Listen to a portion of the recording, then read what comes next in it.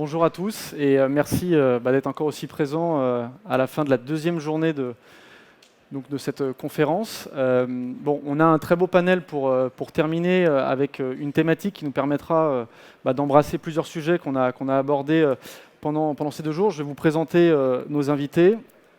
Donc Faustine Fleuret, que beaucoup d'entre vous connaissent, qui est la présidente de l'ADAN, donc l'Association pour la démocratisation des actifs numériques, le développement des actifs numériques. Également Karen Jouve, qui est consultante spécialisée sur les thématiques crypto, blockchain chez Wavestone. Au bout, Yvan de Lastour, qui est en fait le responsable de toutes les activités crypto, blockchain chez BPI France. Ensuite, Vincent Sebag, qui est l'un des responsables des investissements chez KT Capital, qui est un fonds avec une empreinte mondiale, mais qui en France a fait quelques investissements, comme par exemple chez Ledger. Et enfin, Bilal El Alami, qui lui est l'un des cofondateurs et CTO de Dogami, le fameux pétavers. Donc le fameux premier pétavers. En fait, pour démarrer cette conférence, je pense que le mieux, c'est finalement de revenir sur quelques chiffres qui permettent de comprendre en fait, ce que représente aujourd'hui tout l'écosystème blockchain crypto en France. Il s'avère que l'ADAN a travaillé avec KPMG à la réalisation d'un rapport qui a fait finalement le tour de la question en France. Et en fait, tout bêtement, Faustine, aujourd'hui, si on devait prendre 2-3 chiffres, que représente cet écosystème dans l'Hexagone ? Bonjour à tous. Alors effectivement, on connaît bien les cryptos en général, on connaît moins l'industrie. Donc c'est ce à quoi on s'est attelé avec l'étude qui est parue le mois dernier. On avait mandaté KPMG, Ipsos. Donc l'écosystème, c'est pas un secteur de niche et c'est ce qu'on voulait montrer et ça tombe bien parce que c'est pas le cas. Donc c'est à peu près 600 entreprises en France. On a quand même une bonne partie du noyau dur qui sont des pionniers, je dirais, qui sont là avant 2015. Donc à l'échelle de l'innovation crypto, on peut parler d'anciens. C'est un écosystème qui se caractérise, comme il est jeune, par effectivement une poignée, disons, moteurs de grandes entreprises, mais en fait, de façon beaucoup plus large, un échantillon de petits et moyens porteurs de projets que l'association essaye d'accompagner pour lever de nombreuses barrières à leurs freins. Donc, quelques chiffres intéressants, c'est sur ce noyau dur, notamment sur ce noyau un peu moteur d'entreprise. L'an dernier, c'était 1,2 milliard de fonds levés. C'est aujourd'hui un peu plus de 1200 emplois, mais avec une croissance assez importante. L'an dernier, c'était plus 64%. On s'attend cette année à 120% d'emplois en plus dans le secteur, parce qu'effectivement, quasi toutes les entreprises recrutent. Alors, principalement des profils tech, mais pas uniquement. Donc, une dynamique assez importante. Ce noyau dur d'entreprises précurseurs avec en front, je dirais, nos 2 licornes, Ledger et Sorare de l'industrie, qui tirent avec eux un très très grand nombre de petits projets, mais qui rencontrent beaucoup d'obstacles, et je pense qu'on en parlera dans ce panel, notamment en matière de financement, réglementation, accès à des services un peu basiques, bancaires et assurantiels. Et ça, c'est notre mission de lever ces freins. Non, très bien. Et alors justement, Bilal, toi, tu es dans cet écosystème, tu as fondé donc Dogami. Est-ce que ça a été simple de se lancer ? Est-ce que tu as, en l'occurrence, il y a des investisseurs, est-ce que ça a été simple de lever des fonds ? Comment tu te vois évoluer en fait dans cet écosystème en France ? Alors, d'abord, ce qu'il faut savoir, c'est que Dogami, c'est un jeu. C'est un jeu, en l'occurrence, qui essaie de réinventer Tamagotchi avec de la réalité augmentée. Et ce qu'on a beaucoup vu dans les réglementations qui ont été déployées, c'est que, de manière très pragmatique, les régulateurs ont dit bon, la réglementation qui vous touche, c'est celle la plus proche du marché traditionnel. Et donc, comme nous, on est un jeu qu'on vend des items de jeu, on est considéré comme une boîte qui vend des items de jeu. Donc ça, c'était un premier point qui est assez rassurant. Après, dans ces nouveaux modèles blockchain de gaming, il y a cet enjeu un peu play to earn, et donc le fait de pouvoir gagner de l'argent, gagner plus d'argent qu'on en a dépensé. Et donc là, il y a une première friction où on se dit, on atteint le monopole de l'argel, de tout ce qui est paris, on devrait être régulé pour pouvoir avoir ce genre d'activité. En l'occurrence, Sorare, qui maintenant pèse des milliards, a attiré l'attention de certains de ces régulateurs et ont été attaqués en Angleterre et en Suisse. Donc ça nous a un peu fait peur. Donc nous, en l'occurrence, on a structuré une filiale qui émet le token et qui gère tous les produits liés à la vente des NFT qui est en Suisse. Donc au final, c'était pas un si bon choix que ça, vu que l'équivalent de l'Argel en Suisse a taxe rare. Mais bon, disons que premier point, c'est que c'est moins Paris que Sorare, Tamagotchi.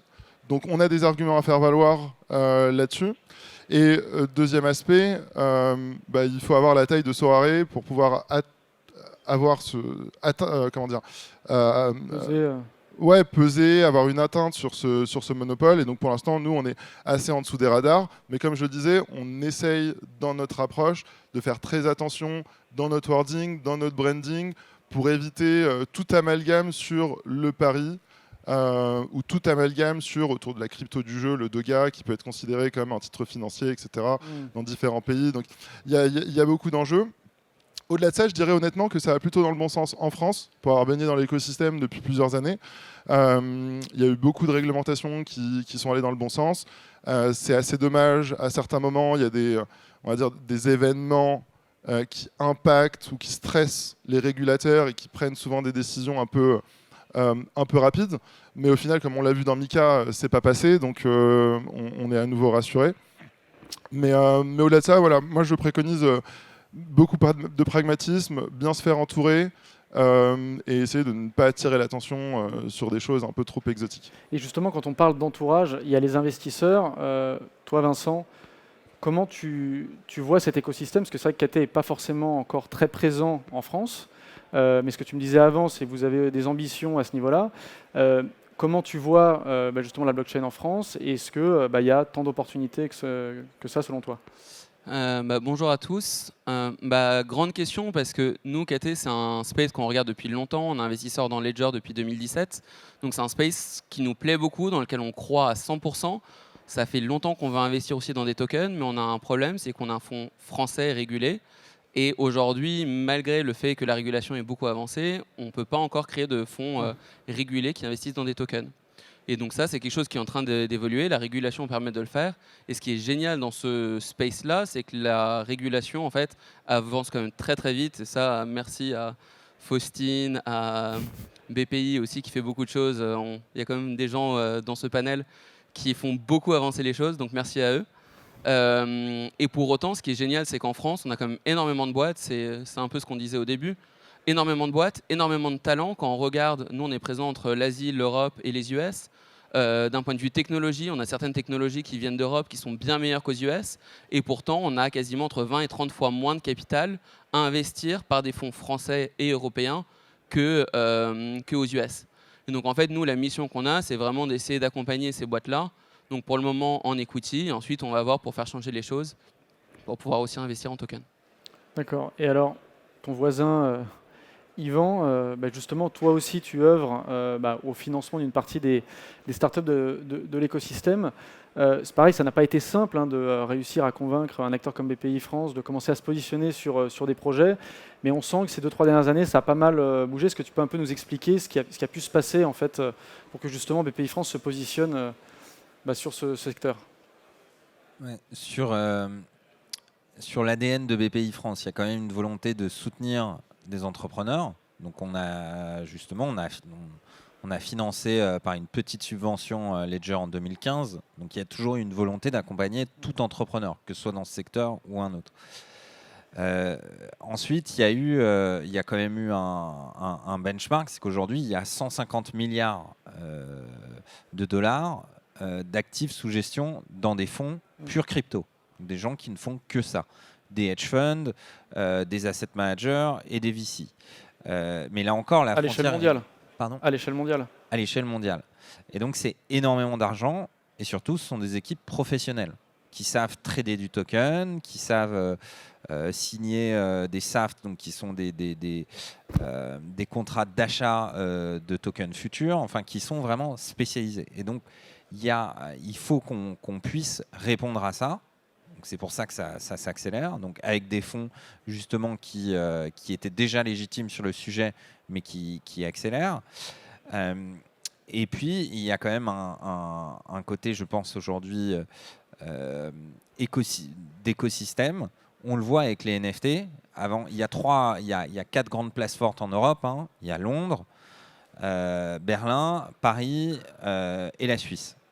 Et aujourd'hui, grâce à l'industrie des NFT, à cette approche écosystémique où les NFT, ça parle au monde de l'art, ça parle au monde des jeux vidéo, ça parle au monde du luxe, eh ben, c'est un écosystème beaucoup plus puissant et beaucoup mieux porté.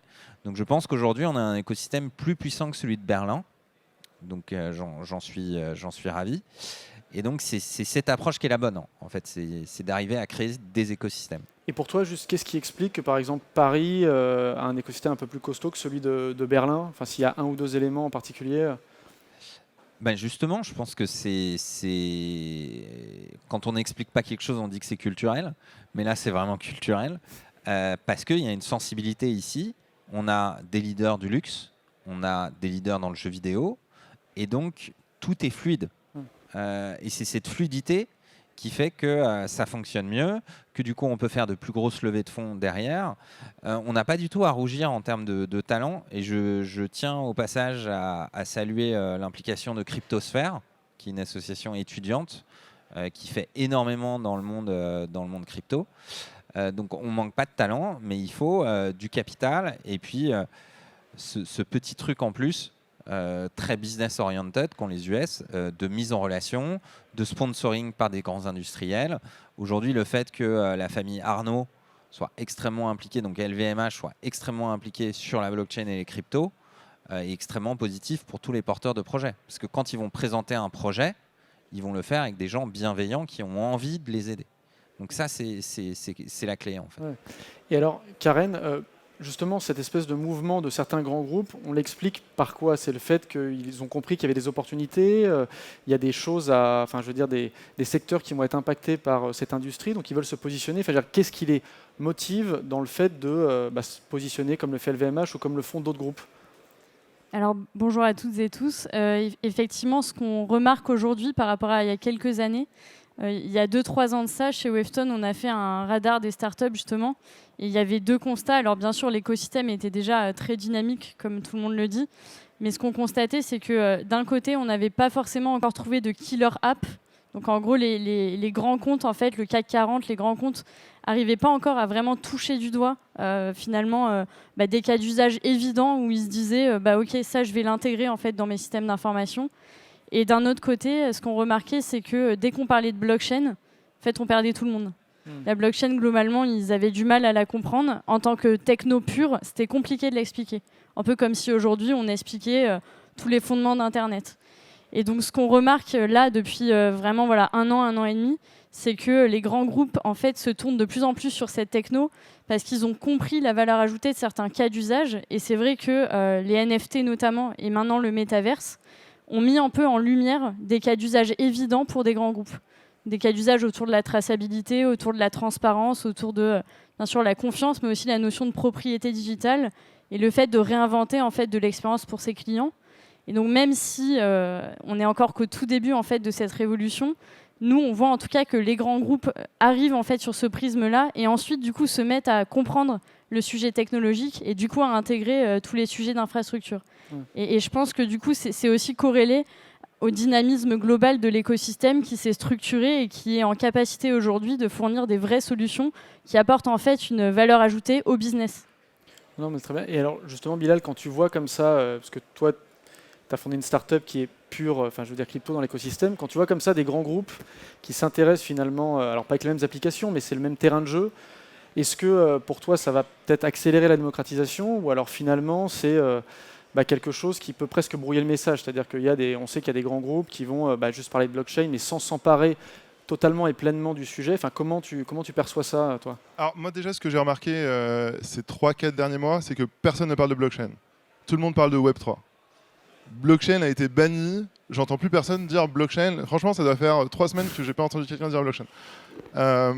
Donc en fait, ça c'est un signal faible, fort, qui montre qu'il y a une très bonne dynamique.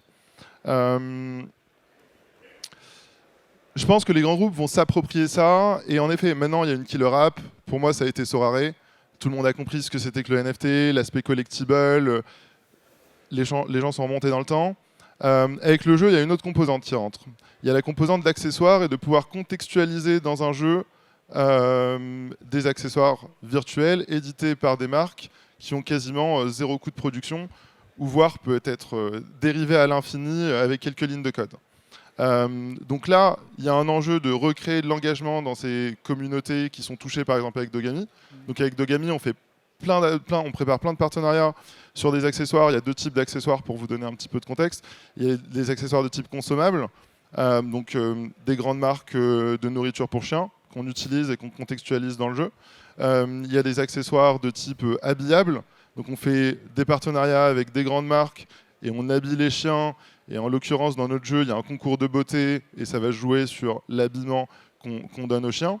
Et donc il y a une contextualisation, il y a un coût d'opportunité et il y a l'opportunité de recréer de l'engagement chez des générations X, Y, Z que ces grands groupes n'arrivent plus à toucher en fait. Ouais. Et donc pour toi, c'est pour cette raison qu'ils vont se lancer dedans. Enfin, tu vois. Ouais, c'est pour ces 3 raisons qu'ils vont se lancer dedans. Ouais. Parce que ça fait sens. Parce que ça fait sens dans le contexte du jeu. Ça fait sens dans leur approche à vouloir toucher des nouvelles générations. Là où ils font quasiment 0 € de CA sur ces nouvelles générations. Et donc ça leur met un pied dedans.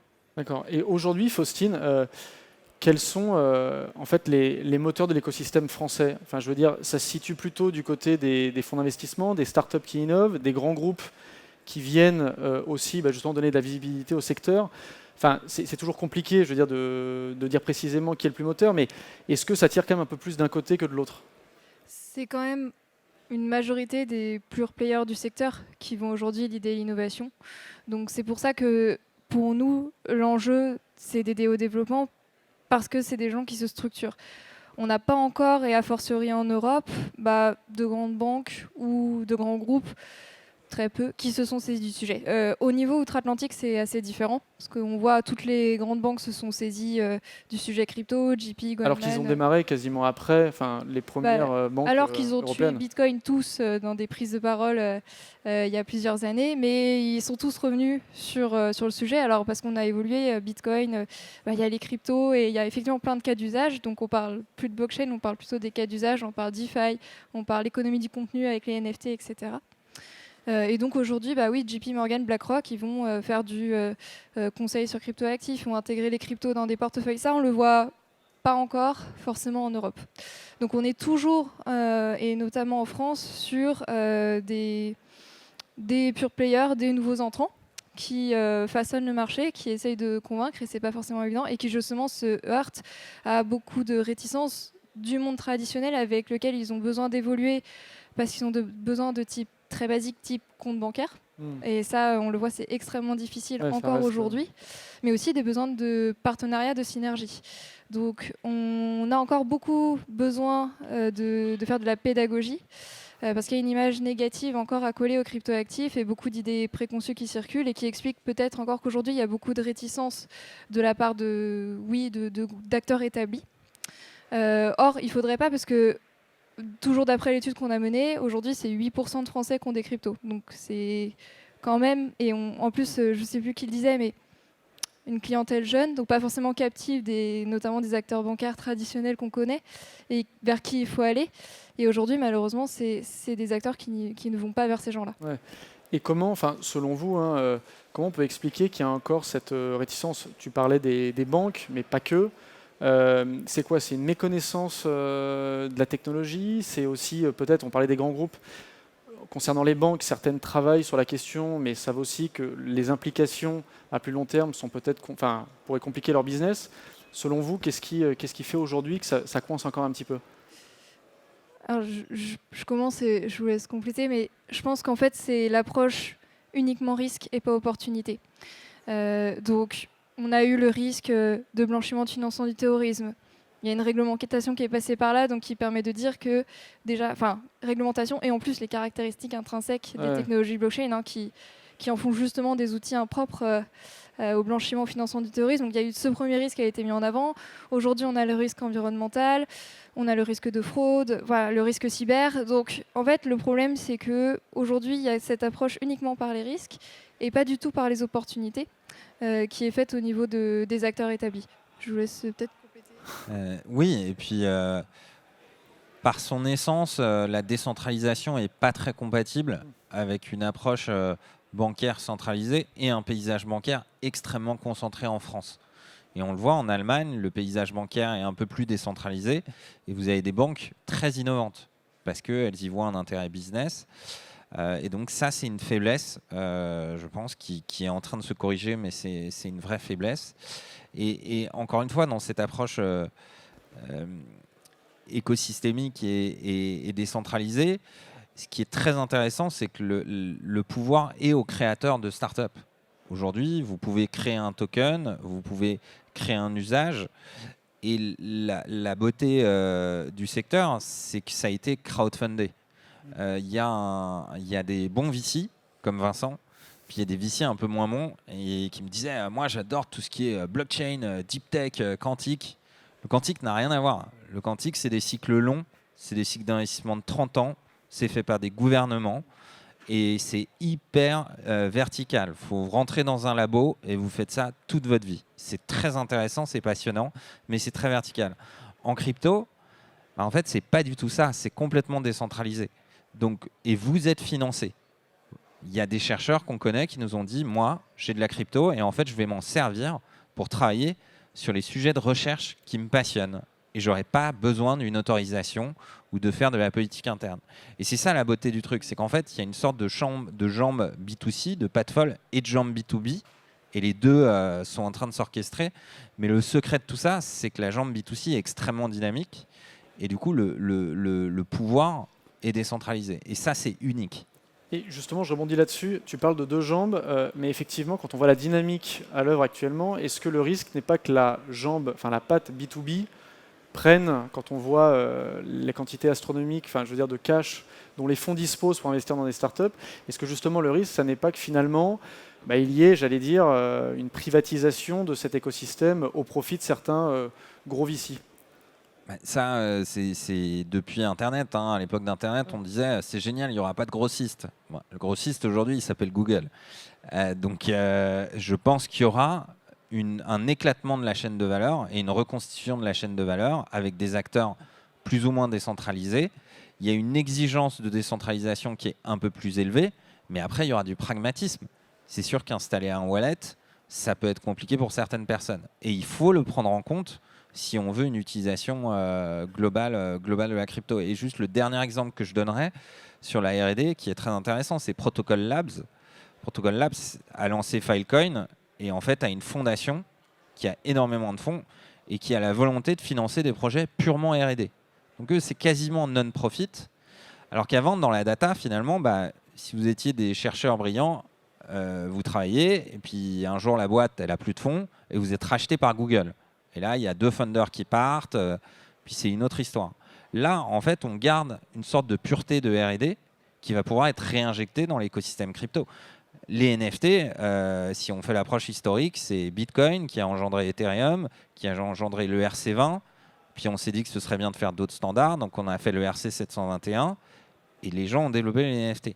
Et c'est ce fourmillement d'innovation qui va être utilisé par des porteurs de projets, qui fait qu'aujourd'hui, on est quand même sur un écosystème qui représente 2 trilliards, et en moins de 10, ça n'a que 10 ans, et en fait, c'est unique dans l'innovation. Donc le pouvoir est vraiment aux créateurs, et nous, on encourage les créateurs d'entreprises et les startups, justement, on encourage aussi les grands groupes, mais on a vraiment confiance dans la création sur ce segment industriel. Je ne dis pas qu'il ne faut pas créer de boîtes dans le quantique, c'est juste que faut aussi encourager les gens du quantique à faire des choses, mais ce ne sera pas forcément le même calendrier, quoi. Ouais, toi, Vincent, là-dessus, quel rôle, justement, tu vois pour les gros fonds dans cet écosystème? Alors, plusieurs choses. Je rebondis sur ce que Yvan disait juste avant. En fait, nous, la manière dont on a vu les choses depuis 2016, 2017, 2018, le monde de la crypto, initialement, était très par les gens de la crypto et pour les gens de la crypto. Donc, c'était des gens qui étaient des techies, qui aimaient bien ça, qui prenaient le temps d'aller lire des white papers et qui n'étaient pas forcément faits pour le grand public. Et là, on a commencé à avoir des gens, mon père, vos grands-parents, qui peuvent commencer à acheter des cryptos. Et même là, ça continue à être un peu compliqué pour certains d'entre eux. Et en fait, on est en train d'être à ce moment de la transition où, en fait, quand on veut faire une transaction, peut-être que les fees vont disparaître. Il y a des projets qui permettent de complètement effacer les fees des blockchains. On a donc vraiment un changement complètement total de l'expérience utilisateur pour passer d'une communauté de recherche de gens qui aiment ça à une masse d'adoption complète, parce que ce qui est intéressant, c'est pas que ce soit les gens qui ont envie de diversifier leur épargne ou des geeks qui rentrent là-dedans, mais vraiment que tout le monde puisse l'utiliser. Donc en fait, nous, c'est vraiment l'une des premières choses qu'on va essayer de regarder, de se dire, en fait, on a une super techno et au fond du fond, on s'en fiche de la techno. C'est quoi les use cases que cette techno vont permettre de faire? Et il faut que ces use cases-là, en fait, n'importe qui soit capable de les utiliser et les trouve intéressants et que ce soit pas, en fait, monter une montagne pour être capable de se dire, en fait, je vais accéder à un jeu qui est cool ou je vais accéder à un nouveau service. Donc nous, c'est vraiment ce type de choses-là qu'on va regarder.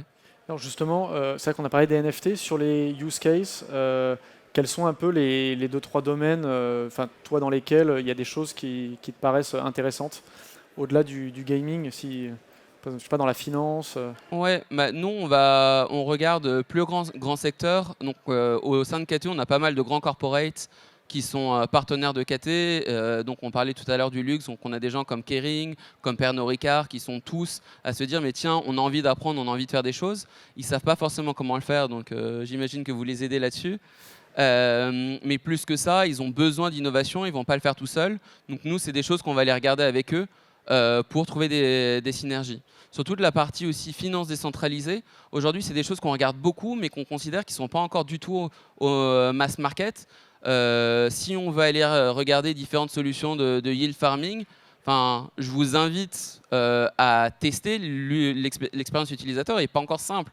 Donc en fait, qui dit elle n'est pas simple, c'est soit vous en avez entendu parler, mais le nombre de fois où je commence à en parler avec des gens, ils me disent mais tiens, ça a l'air passionnant, et ils commencent à essayer, en fait, on n'y est pas. Donc en fait, là, on est encore plus sur des plays d'infra, d'aller regarder, tiens, c'est quoi les nouveaux services qui vont exister, et ensuite des plays d'expérience utilisateur sur tous ces aspects, par exemple DeFi. Non, très clair. Et alors, tu veux rebondir, Bilal ou... Vas-y. Je voulais rebondir sur deux choses. La première, c'est qu'il faut aussi dédiaboliser l'approche. Aujourd'hui, avoir un wallet, c'est télécharger une application. Tout le monde a déjà téléchargé une application. En effet, la première fois qu'on expérimente une application décentralisée, on ne se fait pas de compte, on ne donne pas son email. Donc c'est nouveau. Mais foncièrement, on clique sur un bouton, connect, et on interagit. Donc moi, je trouve ça beaucoup plus simple. Et il suffit juste de prendre 5 minutes, un tuto vidéo, et on comprend. Donc ça, c'est le premier point. Deuxième point sur lequel je vais mettre il y a même 3 points. Deuxième point sur lequel je vais mettre un gros point d'attention, c'est l'approche des investissements dont on a parlé. Il y a des choses qui sont quand même antinomiques. On est sur des approches très tokenisées, avec des économies de tokens, mais des fonds qui ne peuvent pas investir en tokens. Et donc du coup, se crée toujours l'ambivalence de « Ah, mais à quoi sert l'equity? À quoi sert le token? Pourquoi ?» etc. Alors que fondamentalement, on cherche un effet de réseau et la valeur, elle est dans le token. Parce que la plupart des projets Web3 sont open source. Sont open source pourquoi? Parce qu'en réalité, ils cherchent plus à contrôler le terrain que les flux. Et donc du coup, en contrôlant le terrain, donc exemple, Google, Facebook contrôlent les flux de données, monétisent la donnée. Alors qu'une application DeFi, à moins d'avoir apporté de la liquidité, un exchange décentralisé gagne 0 €. Parce que son modèle, c'est pas de prendre des transaction fees, c'est de rémunérer les apporteurs de liquidité dans l'exchange. Donc en fait, il y a des schémas qui sont totalement différents et vraiment attention à l'approche et la relation entre les acteurs traditionnels et les nouveaux acteurs. Deuxième approche, troisième point qui est clé, c'est qu'aujourd'hui on a des approches communautaire. Donc, il faut être ouvert et il faut traiter tous vos investisseurs, même le pecno qui a des tokens, comme votre investisseur, comme si c'était Vincent de KT. Parce qu'il suffit qu'ils se disent qu'il y a une bad presse, tout le monde vous dump, et ça crée un cercle vicieux. Effondre la valeur du token. Exact, et fait s'effondre la valeur du token. Ensuite, donc, autre point très important, c'est que souvent les acteurs traditionnels... non, pardon, je complète le troisième point. Souvent les acteurs traditionnels ont beaucoup d'expérience sur l'internationalisation, sur la structuration, mais des protocoles de DeFi, ça se structure absolument pas comme une startup SaaS B2B. Donc très attention. Ça ne fait pas du tout de l'acquisition de la même manière qu'une boîte SaaS B2B. Ça fait de l'acquisition à travers de l'influence, à travers de la réputation, et plus à travers de la relation presse. Et donc du coup, relation presse, c'est souvent des VC traditionnels qui vous l'apportent, mais ils ne vous apportent pas les influenceurs qui font la différence. Et donc pour moi, il doit y avoir une approche conjointe des acteurs traditionnels avec des acteurs beaucoup plus crypto pour collaborer beaucoup plus. Et souvent, les acteurs traditionnels ne veulent pas d'acteurs crypto, les acteurs crypto ne veulent pas d'acteurs traditionnels. Et donc, du coup, à la prochaine levée de fonds, il n'y a plus les acteurs traditionnels. Ou inversement, les investisseurs crypto ne veulent pas rentrer dans des boîtes où il y a des gros fonds très centralisés qui veulent capter la valeur.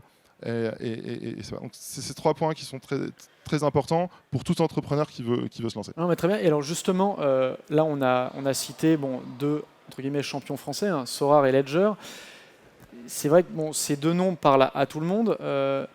Après, il y a plein d'autres startups dans l'écosystème qui se lancent comme Dogami, mais globalement, est-ce que vous pourriez un peu, non pas nous cartographier l'écosystème, mais entre justement Sorare, Ledger et Dogami, est-ce qu'il y a de la profondeur? Est-ce qu'on peut s'attendre dans les mois, les années qui viennent à voir d'autres Ledger ou Sorare? Je veux dire, où est-ce qu'on se situe à ce niveau-là? Bon, j'imagine que Dogami se voit... Il y a 2 choses. Je nous le souhaite. Il y a 2 choses.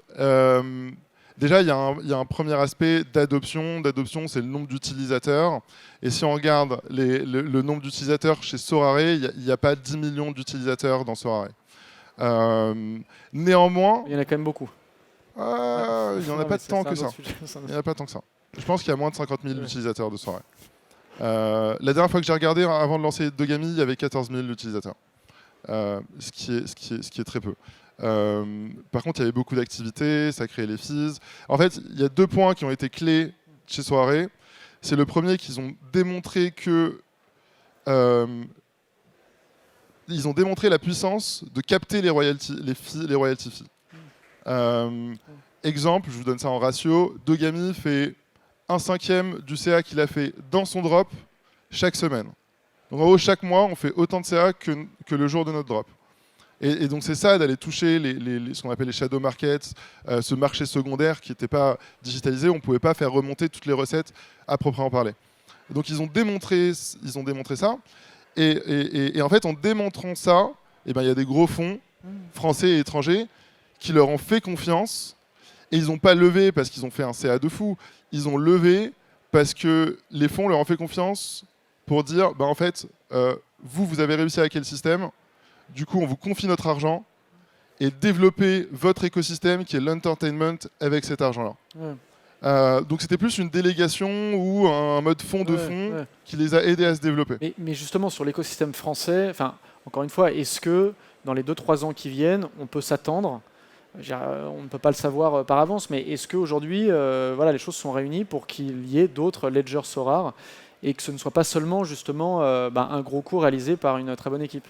Non, j'en suis convaincu, il y a des énormes talents en France.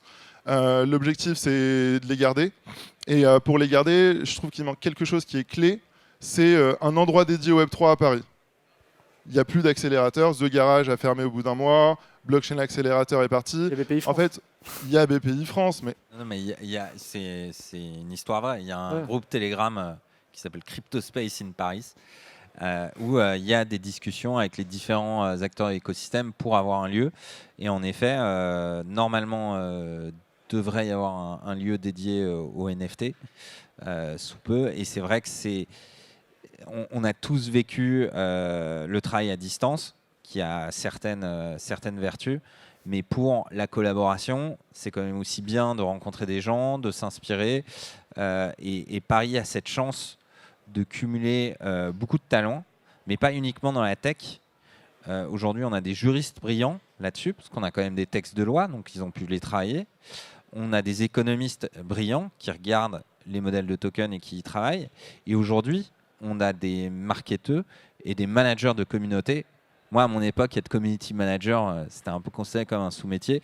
Aujourd'hui, un Discord manager, c'est un homme clé dans un projet crypto. Et donc, vous avez toutes ces intelligences qui se rejoignent et qui créent des projets extrêmement intéressants. Alors, après, il y a toujours le problème d'avoir raison trop tôt. Bon.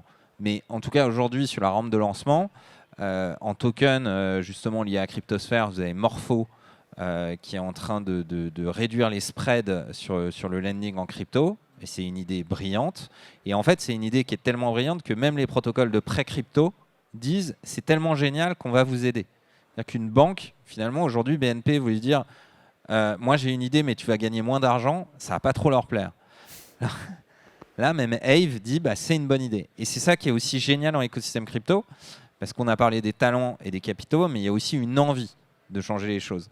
Et c'est pour ça qu'il y a autant de jeunes qui contribuent, qui mettent beaucoup d'énergie, qui pourraient avoir des très bonnes carrières chez BNP, mais qui aujourd'hui décident de monter dans des projets.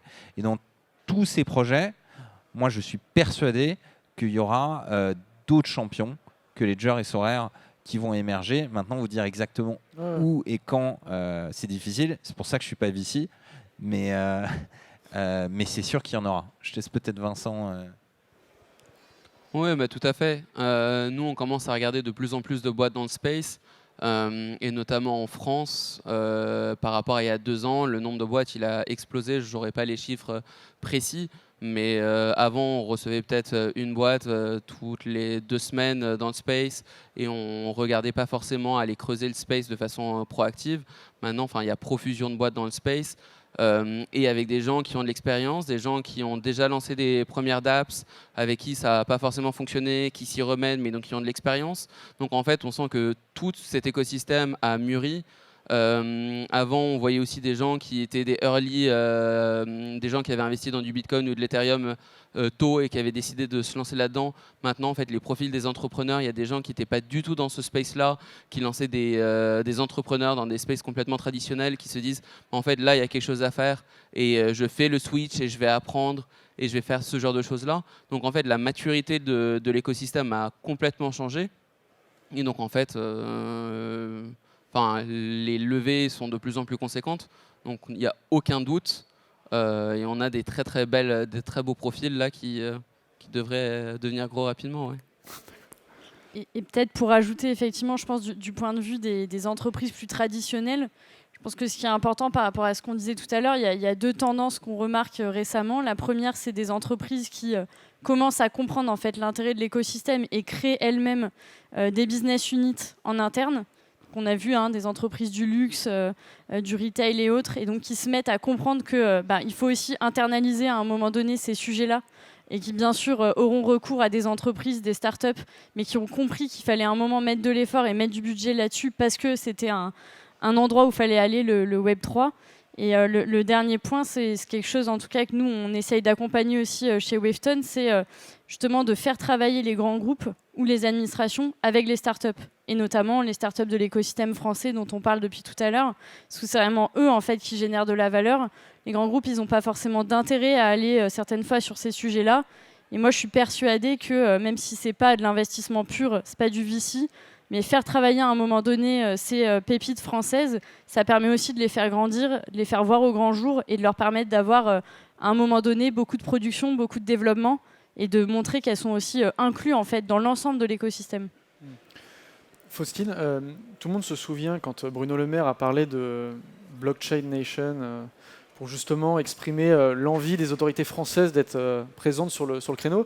Est-ce que tu as l'impression aujourd'hui qu'elles sont pleinement investies dans cette mission? Parce qu'on voit que les startups, les fonds, tout le monde se mobilise. Est-ce que c'est aussi le cas des pouvoirs publics? Alors... la perception de l'écosystème, c'est quand même de ne pas être soutenu. Il y a assez peu de prise de parole ou d'impulsion positive de la part du gouvernement sur la nécessité de développer un secteur crypto fort. Donc ça, c'est quelque chose qu'on essaye de renverser, notamment dans le cadre de la campagne actuelle, où on va voir bien sûr toutes les équipes et où on a l'impression que ça commence à prendre. Par exemple, dans le manifeste numérique d'Anne Hidalgo, il y a une proposition très claire il faut une stratégie nationale pour la crypto. Donc ça change, mais c'est très très lent. C'est très très lent, mais je pense qu'on commence un peu à comprendre les enjeux en fait de souveraineté que représente le développement d'une économie numérique et notamment de la crypto, une économie en fait autonome. Simplement, il y a quand même des signaux qui ne sont pas très encourageants entre ces quelques bonnes nouvelles et par exemple les débats réglementaires au niveau européen qu'on a actuellement.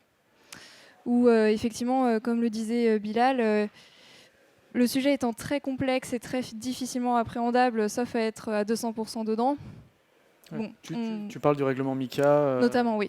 En fait, il y a beaucoup de choses. Il y a MiCA, il y a la réforme en matière de lutte contre le blanchiment et le financement du terrorisme, il y a les débats sur la taxonomie européenne. Donc il y a beaucoup de choses.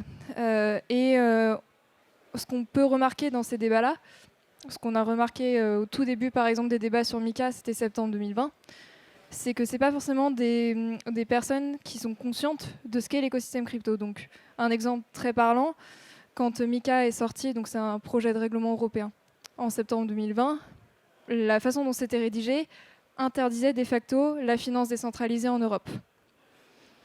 Quand on a creusé avec eux pour comprendre pourquoi, en fait, c'est simplement qu'ils ne connaissaient pas la finance décentralisée. Ils n'avaient aucune idée de ce qu'était la DeFi et que si effectivement on interdit tout ce qui n'a pas d'entité légale derrière, la DeFi, au revoir. On est un peu en train de reproduire d'appliquer de penser à des lois parce qu'on ne connaît pas très bien l'écosystème sur des secteurs stratégiques, par exemple les NFT. Donc il faut qu'on reste extrêmement vigilant. Donc c'est pour ça, je pense qu'il y a quand même le cœur du problème, c'est que c'est un sujet difficilement appréhendable. Il faut prendre le temps. Les gens qui font les lois n'ont pas forcément ce temps-là. Et donc c'est pour ça que nous, derrière, il faut qu'on puisse être à la rescousse dans ces cas-là, quand il n'y a pas forcément des bonnes idées. Et qu'on anticipe, par exemple, dans le cadre de la campagne aujourd'hui, pour que ça devienne un secteur plus stratégique, ce qui, à mon avis, n'est pas compris aujourd'hui. Moi, j'aimerais juste rajouter un truc, et c'est une question que je me pose là comme ça. Est-ce qu'il y a déjà eu un acteur politique qui a visité une conférence Web3 crypto-blockchain ?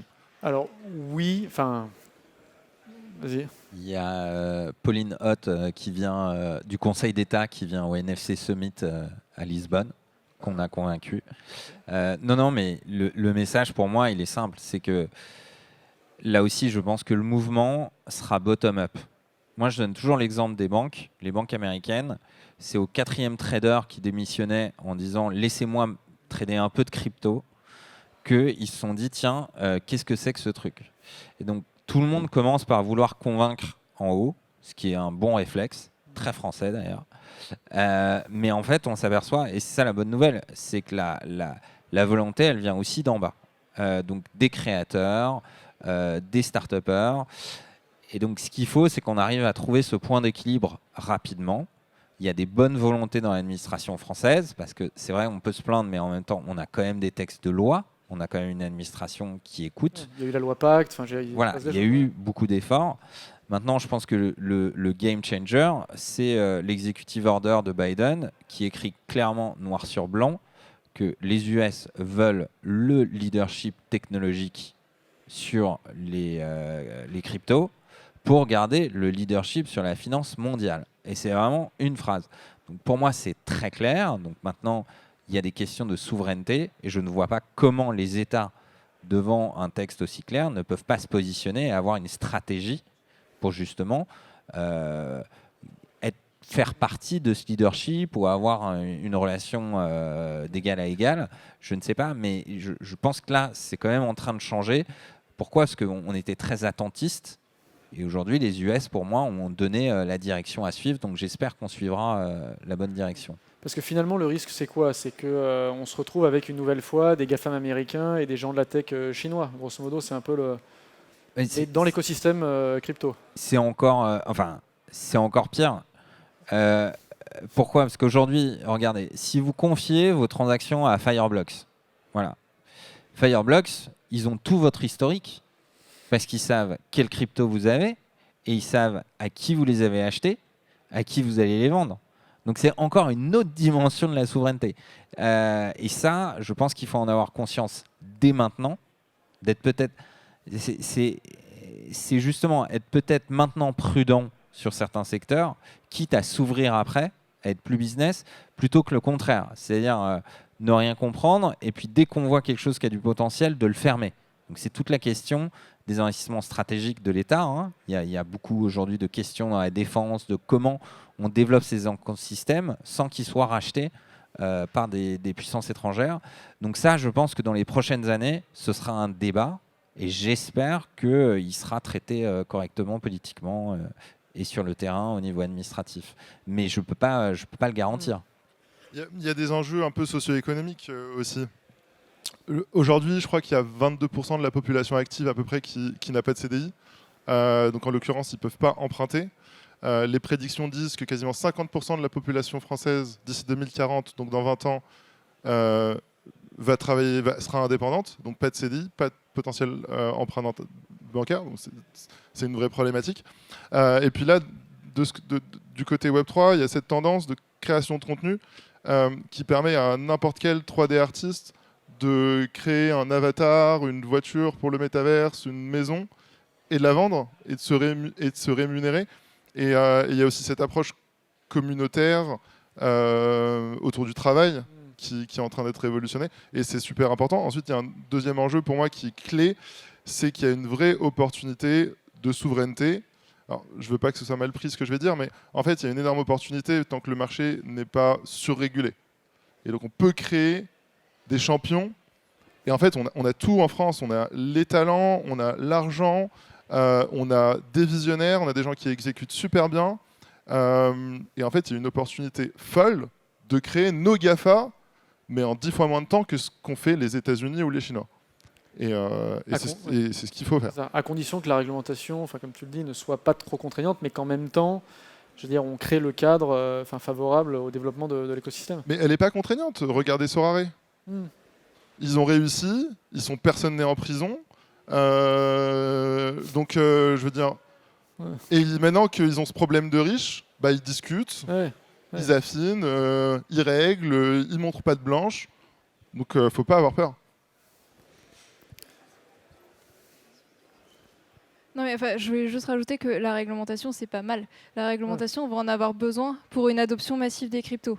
Mais le fait est qu'effectivement, il y a un curseur, un équilibre à trouver entre développer l'innovation, amener les gens du coup vers cette innovation parce qu'ils auront un cadre suffisamment protecteur, parce que ça a été dit, il y en a qui vont vouloir faire plus facilement les cow-boys sur la DeFi. Et puis, il y a ceux qui seront un petit peu moins téméraires et que aller voir une plateforme d'échange qui va conserver leur crypto, en fait, ça va mieux leur convenir.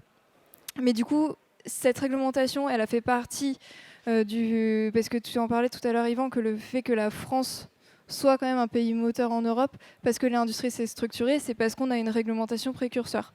Elle n'est pas forcément toujours vue comme un avantage compétitif, mais elle a attiré l'attention des institutionnels, elle a structuré les acteurs, elle a aussi aidé à ce qu'une association se développe parce qu'il y avait un besoin.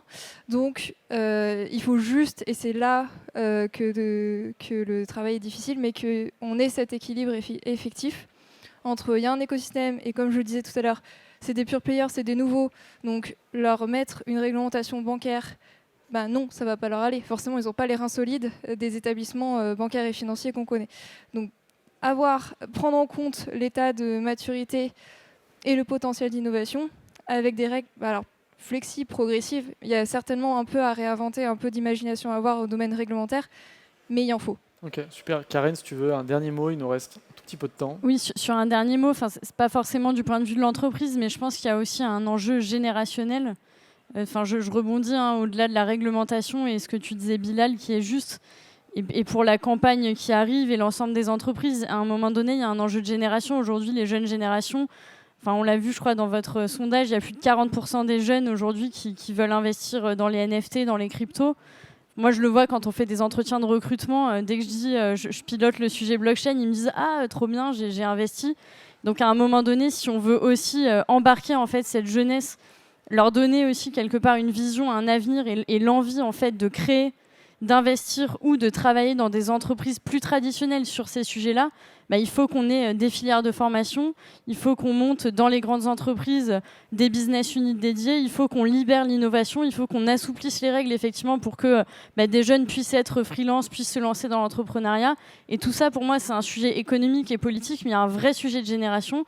Et je pense qu'aujourd'hui, cette génération-là, elle ne sait pas où se positionner. Elle libère l'innovation, mais elle ne sait pas où se positionner. Bah super, bah merci à tous les 5, merci à tous. On espère que ça vous a plu. Merci.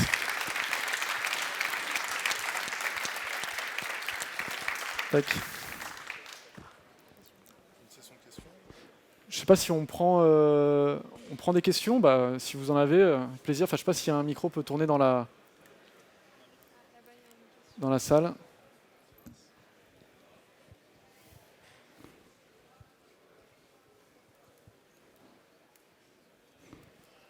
Bonjour. Déjà, merci beaucoup. C'était très édifiant. J'avais 2 questions relatives à la cybersécurité. Quel genre de menaces on est capable d'identifier ou d'anticiper aujourd'hui? Donc ça, c'est la première question. Et d'après vous, quel rôle l'ANSSI pourrait jouer dans le soutien et le développement de tout l'écosystème blockchain, NFT et autres? Je me permets humblement de donner quelques éléments de réponse de par mon titre de directeur technique.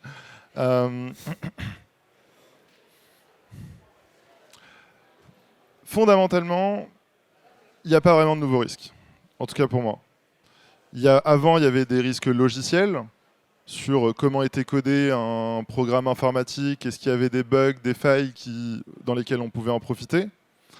Il y avait aussi des bases de données et des DevOps qui les sécurisaient. La blockchain, c'est aussi une base de données et elle a son mécanisme de sécurisation. Puis après, tout le reste, que ce soit des risques financiers sur des produits, alors ok, c'est de nouveaux risques financiers, mais au final, le risque a très souvent été indexé sur la performance. Et donc au final, plus la performance est importante, plus c'est risqué. Il y a toujours cette granularité des risques financiers. Donc c'est des nouvelles technos, et donc il y a des nouvelles bonnes pratiques à mettre en place. Donc il n'y a pas de nouveaux risques, il y a des nouvelles bonnes pratiques à mettre en place, qui se mettent plutôt bien en place, avec des bonnes ressources, de très bons auditeurs. Et puis après, il y a des risques autour de l'expérience utilisateur. Bon, les risques réglementaires, on en a parlé. Les risques autour de l'expérience utilisateur, notamment autour des blockchains qui ne sont pas très scalables. Et on a vu des projets qui ont fait péter Cardano, Solana, des hacks sur Avalanche. Et à chaque fois, en fait, ces hacks ne sont pas dus à la blockchain. Ils sont dus à un humain qui a fait une erreur et à un autre humain qui n'a pas vu l'erreur lors de l'audit. Donc rien de nouveau sous le soleil.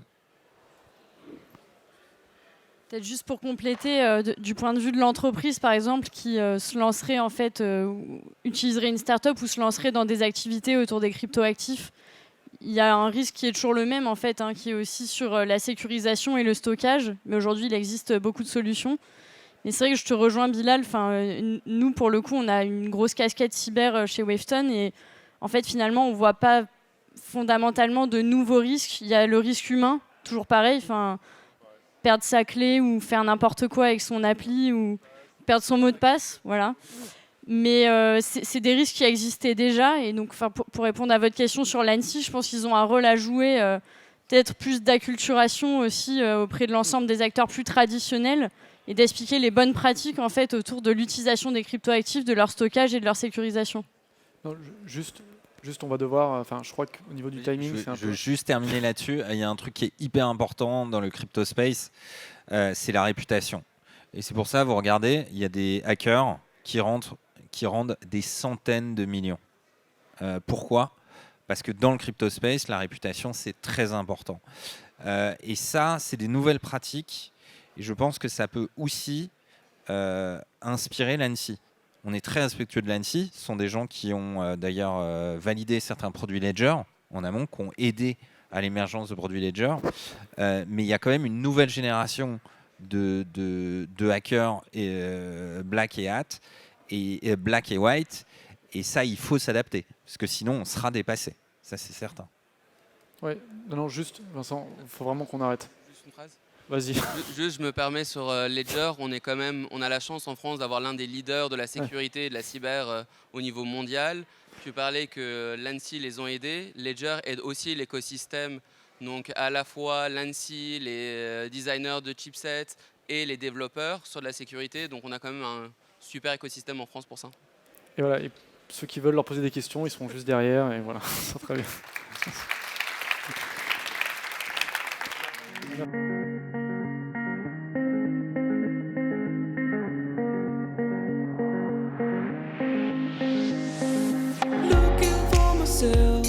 I'm staring at my shadow. Am I gonna be safe in getting through tomorrow? When I throw me down, you could lead me to the side. Choose to raise